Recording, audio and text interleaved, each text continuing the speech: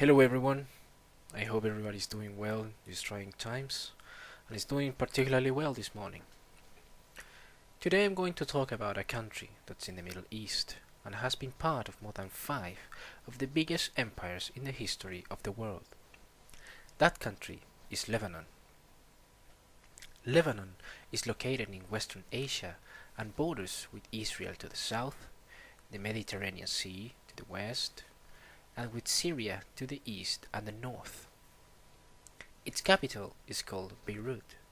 It is the smallest sovereign state in the Asian continent, with only 10,400 square kilometers. It has a population of around 7 million people of various ethnicities and religions. Lebanon has seen the dawn of civilization. Byblos, a city of Lebanon, is one of the oldest cities in the world, and is the oldest city that has been continuously inhabited since its foundation in 5000 BC. It has been part of the Babylonian Empire, the Persian Empire, the Macedonian Empire, led by Alexander the Great, and the Roman Empire during the Bronze Age. In the Middle Ages, it was part of the Byzantine Empire, before falling to the Muslims before the First Crusade, when it was retaken and became part of the Kingdom of Jerusalem. It was much later that it became part of the Ottoman Empire, and it would remain that way until the end of the Great War, when the French took possession of the political power in Lebanon, and it was not until 1945, after the end of the Second World War and the creation of the League of Nations, that the Lebanese were finally an independent country. But that was not the end of armed conflict for them.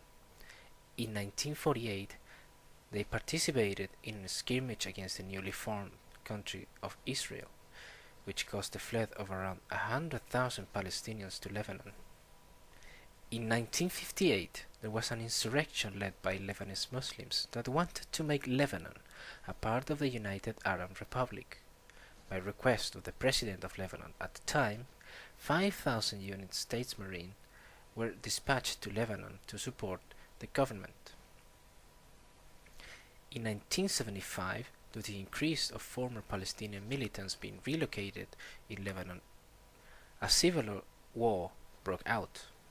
The joint PLO, the Palestinian Liberation Organization, and Muslim militias fought against a Christian group that would then be supported by the Syrian government. This conflict provoked several Israeli invasions and even the assassination of one of Lebanon's presidents. That situation saw its highest point of aggression in 2006 in the Lebanon War, where 1,200 Lebanese were killed in the conflict and left the capital, Beirut, almost totally destroyed. Thanks to all the different cultures that have occupied Lebanon, their heritage is very diverse.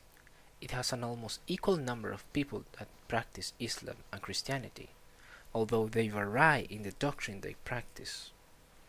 Christians are divided among Greek Catholics, Greek Orthodox, which are pretty much the same, except the latter is not in communion with Rome, meaning that the Pope is not its leader. And both Armenian Orthodox Catholics, which pretty much have the same difference. They are all very friendly to each other. Muslims, however, are mostly from the biggest branches of Islam. They are either Shiite or Sunni. These religions predicate a very different interpretation of Muhammad's scriptures and often clash between them. There is also a small minority that practices Druze, which is a religion that has elements of Persian religion, Islam, and Greek philosophy. Because they are not considered Muslims, this has led them to being heavily persecuted in the Middle East, except in Syria, Israel, and Lebanon, where they amount to almost 1 million practitioners.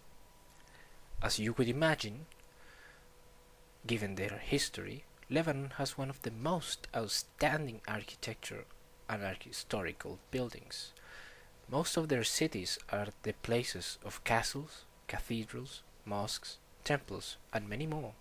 Byblos, one of the oldest cities in the world, is home of the castle of Gibelet, a structure that was built by the Crusaders in the 12th century, right next to the remains of the temple of Balat Gilbal, which is a temple from the Bronze Age built in honor of the local deity of Biblios, and the temple of Obelisk, which was built 100 years later, and is the best preserved building in Byblos. To top it all, it was constructed using remains of structures left by the Romans. Just imagine, in less than 200 meters you have buildings from 4 different periods of time, 4 different civilizations, and even some of them are preserved in pristine condition. Tripoli, whose name means Triple City in Greek, was the center of the Phoenician confederation between Tyre, Sidon, and Arados, which explained its name, Triple City. It was also the last capital of the Crusader kingdom.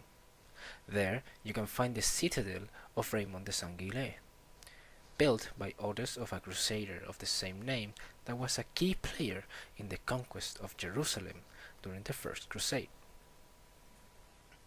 When the Muslims occupied the city, they built the Tin al-Mosque and the Mansuri Great Mosque, which are still standing in almost perfect condition despite the fact that they are almost 500 years old. Tripoli is also the second biggest city in Lebanon, and at one point it almost rivaled the wealth of the capital, Beirut, and it is mostly inhabited by Sunni Muslims, that represent about 90% of the population, while Christians make up about just 5%.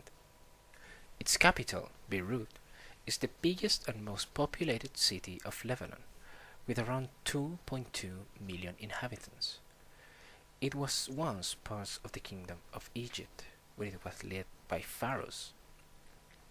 Like all the other cities I've mentioned, it has also seen numerous rulers.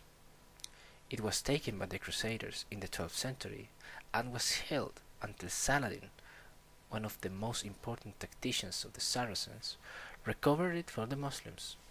It did last because during the German Crusade it was retaken by the Christians and held until 1197, until the Ottomans rose to power in 1512. During the 50s, it was the most visited city in the Middle East and received the name of Paris of the East. During the Civil War in the year 1975, the cities were divided in Christian and Muslim sectors. It's been the focus of several military skirmishes.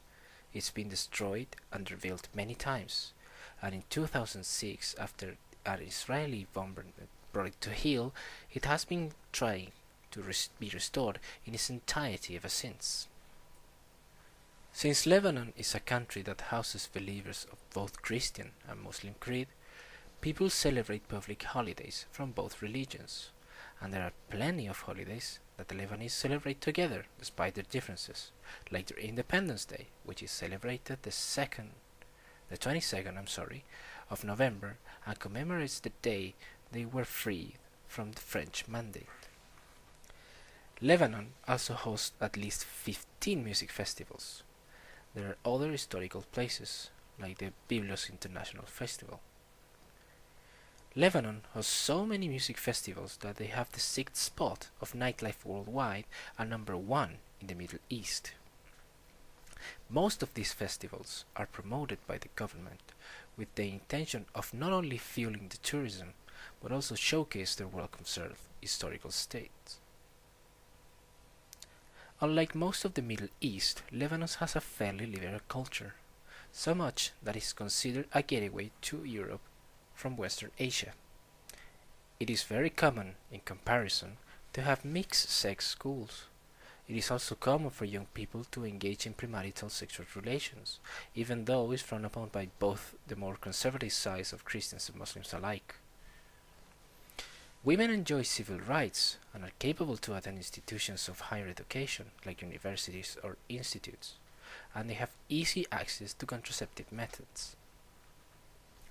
More surprisingly of all, for the region, is that gay people, while not entirely accepted in the society, are able to have robust organizations that defend their rights, like the Arab Foundation for Equality. Lebanon has had the privilege of being part of history through its most brilliant and violent stages.